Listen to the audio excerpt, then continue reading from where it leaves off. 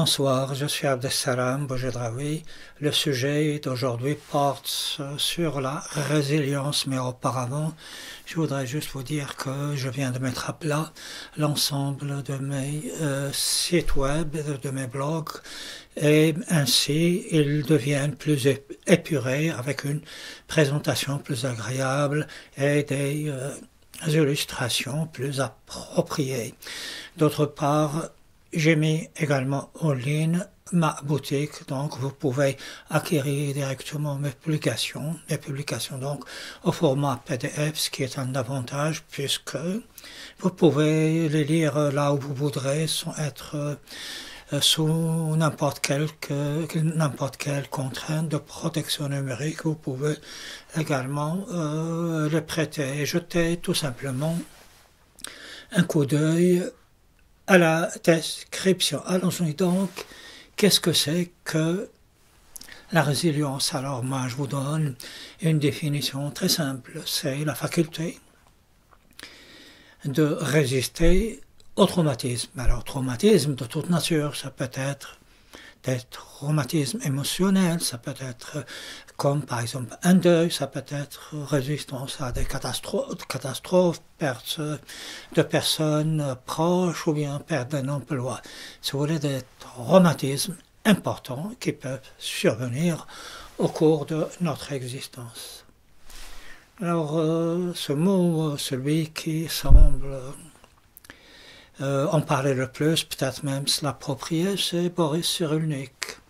J'ai écouté un ensemble de vidéos, lu un ensemble également de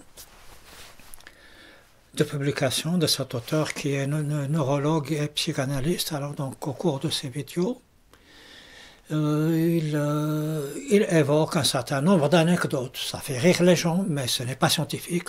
En plus, il utilise des techniques à la pointe par rapport à notre époque, telles que des IRM, imagerie par résonance magnétique, avancée pour dire que lorsqu'une personne est sous un choc émotionnel, il y a des parties de son cerveau qui sont en activité. Ça aussi, la belle affaire, ça on le sait. Et puis, ça reste des expériences de laboratoire, puisque dans la vie de tous les jours, vous n'allez pas, lorsque quelqu'un est sous un choc émotionnel ou un traumatisme, vous n'allez pas dire, ben écoute, là mon ami, ton lobe frontal ou n'importe lequel, hein, moi je dis n'importe quoi, ben il s'illumine dans les RM, donc tu résistes, tu ne résistes pas, ça n'a pas de sens. Vous savez, les expériences que l'on fait dans un laboratoire restent des expériences de laboratoire. Je vous rappelle l'expérience de William Stern pour quantifier la rumeur. Ça a été quelque chose, une mauvaise farce. Ça n'a jamais pu quantifier quoi que ce soit. Je l'ai dit du reste dans une de mes vidéos ici même sur la rumeur. Donc finalement, lorsque l'on écoute le promoteur de cette appellation nouvelle qui est la résilience, c'est malheureusement du vide. Je le répète, quelques bons mots, quelques bonnes anecdotes, l'utilisation de quelques techniques de pointe. Mais ça ne donnera jamais une idée de comment résiste ou non une personne. Mais ce qui est à observer, à noter, c'est que la résistance, l'étude de la résistance ou bien les propositions pour être résistant au malheur, rien de nouveau, ce n'est pas nouveau. On le trouve dans la sagesse asiatique, mais on le trouve également dans le stoïcisme. Lorsque vous lisez, et je vous invite à lire les pensées pour moi-même de Marc Aurèle, il n'est question que de cela, enfin en partie, comment résister au choc émotionnel. Et je vous rappelle que Marc Aurèle, qui était l'un des plus grands du stoïcisme, est également un empereur romain qui lui-même fut confronté à la mort de ses enfants. Celui qui va également parler de la résistance et de la préparation à la résistance. En cas de problème, ce sera Épictète dans son manuel. Alors il dit ceci, moi je lui donne le sens général, il dit lorsque tu prends ton bébé dans tes bras, ton enfant dans tes bras, dis-toi que c'est un mortel, il peut mourir et que celui qui te l'a donné, c'est-à-dire la providence par rapport à lui, le cosmos ou bien Dieu, il pourrait pareillement te le reprendre. Mais ça c'est horrible ce que dit Épictète. Mais quel est le père, quelle est la mère de famille qui embrasserait, qui enlacerait son enfant, il dit ben tu peux crever. Ça c'est horrible. Et surtout, même si vous entraînez pendant des mois, en disant voilà, moi je me prépare si mon enfant meurt, je suis préparé lorsque l'enfant meurt, et bien c'est une autre chanson. Je veux dire par là que ça fait déjà des millénaires que l'on parle de la résistance aux problèmes affectifs, et ce n'est jamais réglé tout simplement parce que nous sommes des êtres humains, et il y a aussi autre chose, des erreurs que peut commettre Boris Cyrulnik et tous les adeptes de l'étude de la résilience. Alors c'est quoi? On peut se tromper en se basant sur les apparences. Alors moi j'ai vécu dans un pays, j'ai travaillé où il y a une très forte pénétration religieuse et qui dit que lorsque l'on perd un enfant, un proche, il ne faut pas aller dans les grandes apparences de deuil, de tristesse non plus. Il ne faut pas faire d'oraison funéraire. Mais moi je m'appelle d'un enfant, d'un père lorsqu'il a perdu son enfant, justement, il a écrit une très belle oraison funéraire dans un journal en disant « Pardonne-moi mon enfant, je ne peux pas, il m'est interdit de faire ceci, mais voilà, je ne peux qu'exprimer la douleur. » Je veux dire que malgré le fait que des personnes n'expriment pas leur douleur, ça ne veut pas dire qu'ils sont dans la résilience. C'est autre chose, ils peuvent très bien souffrir de l'intérieur, ce qui peut être encore plus grave et plus destructeur que lorsqu'on va avoir des souffrances apparentes, etc. Et justement, dans ce même pays, j'ai toujours cru que les personnes résistaient du fait de la religion au traumatisme de la mort. Et un de mes copains qui avait perdu sa mère, je lui ai bêtement posé la question, est-ce que il a pleuré ce qu'il a souffert lorsque sa mère est morte. Il m'a regardé avec des yeux tristes, il n'a pas compris ma question. Il m'a dit, mais Abdessalam, honnêtement, tu t'attendais à quoi? J'ai compris que même si on ne présente pas les aspects de la souffrance, ben on souffre. Alors, M. Boris Cyrulnik, lorsqu'il parle de résilience, je crois qu'il ne sait pas de quoi il parle. Effectivement, il ne connaît absolument pas son sujet. Et je vous rapporte un autre exemple. Lorsque, je dis les pays du Maghreb, pour ne citer aucun, étaient sous occupation française. Beaucoup d'intellectuels, d'observateurs français disaient que les mamans maghrébines résistaient à la mort de leur enfant, puisqu'elles en avaient plusieurs. Rien n'est plus faux que cette affirmation. Moi, j'ai vu des personnes, y compris ma maman, ma mère à moi, qui, pendant des décennies, même lorsqu'elles sont âgées, même lorsqu'elles s'approchent de la mort, elles sont toujours dans le deuil de leur enfant perdu. Ce n'est jamais de la résilience. Ce sont des apparences de résilience, mais ce n'est pas réellement de la résilience. Et je vous cite aussi un cas d'école. Vous savez, il y a des centres de cancérologie. Ça veut dire que nous sommes vraiment dans la confrontation de la vie et de la mort. Les personnes savent qu'elles vont mourir, alors les cancérologues, les médecins quantifient les réactions par rapport à la mort. Ils disent qu'il y a une phase de choc lorsque on apprend à une personne qu'elle va mourir.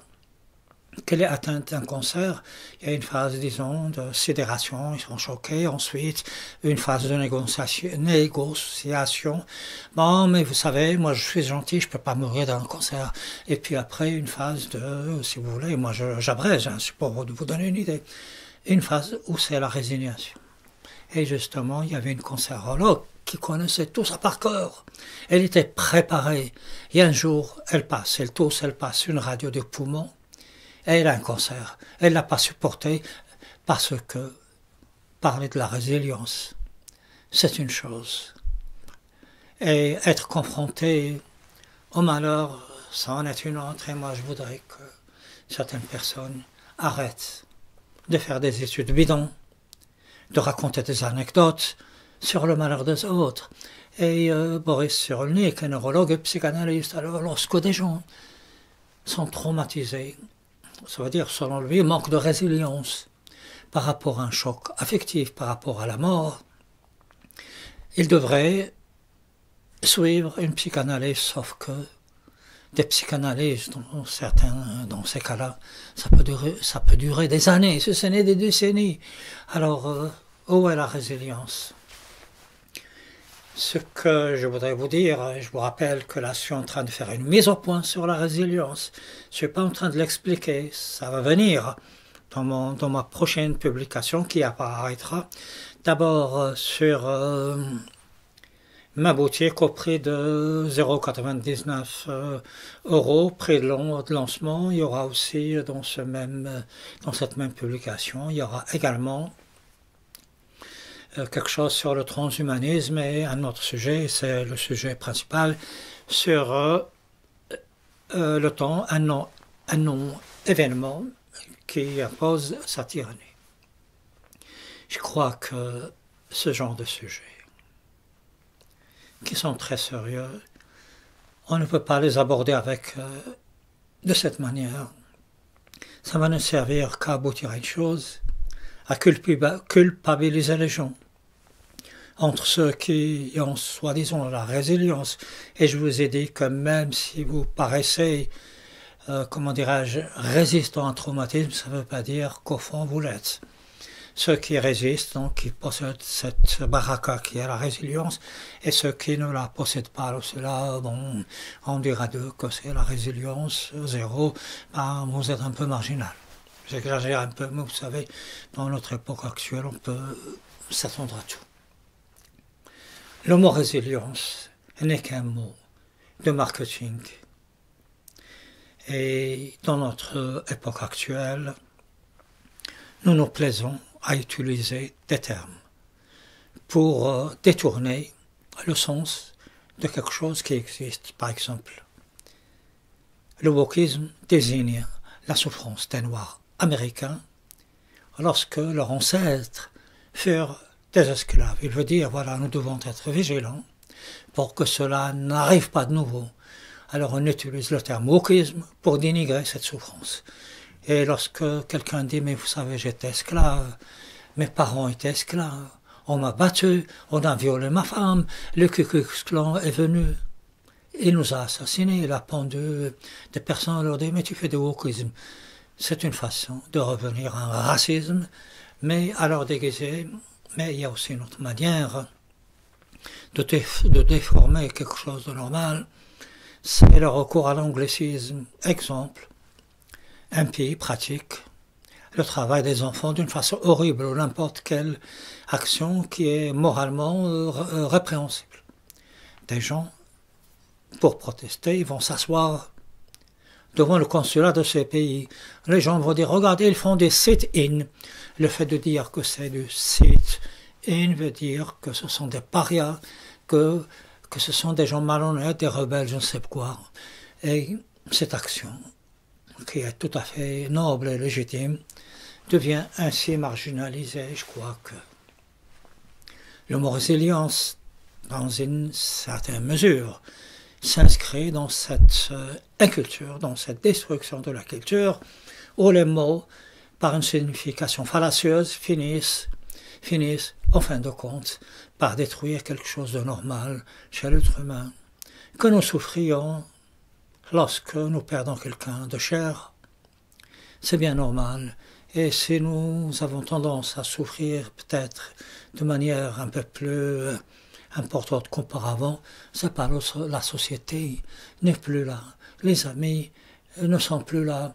Et tout ce qui faisait cette chaleur humaine qui servait un peu, je dis un peu, à atténuer dans une certaine mesure nos souffrances, et n'existe plus.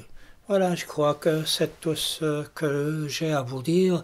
Je développerai tout ça dans ma prochaine publication. D'ici là, portez-vous bien.